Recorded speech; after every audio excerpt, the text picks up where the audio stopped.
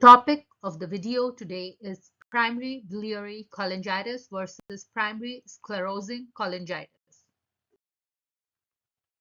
So I have already explained in detail about primary biliary cholangitis and primary sclerosing cholangitis in my other videos, which you can check out. Both conditions have many similar features, but here are some key differences to help us tell them apart.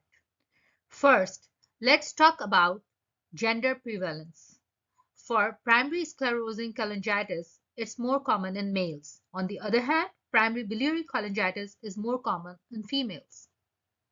When it comes to associated conditions, PSC is often linked with inflammatory bowel disease, especially ulcerative colitis.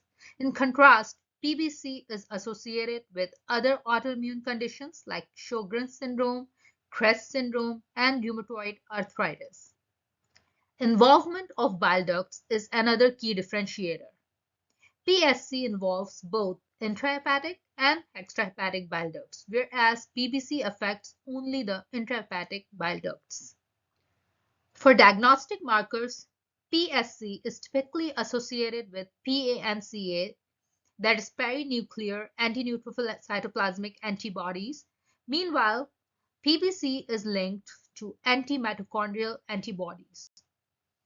Lastly, considering the bile duct characteristics in PSC, you will find narrowing and dilatation of the bile ducts, whereas in PBC there is an absence of this narrowing in the bile ducts.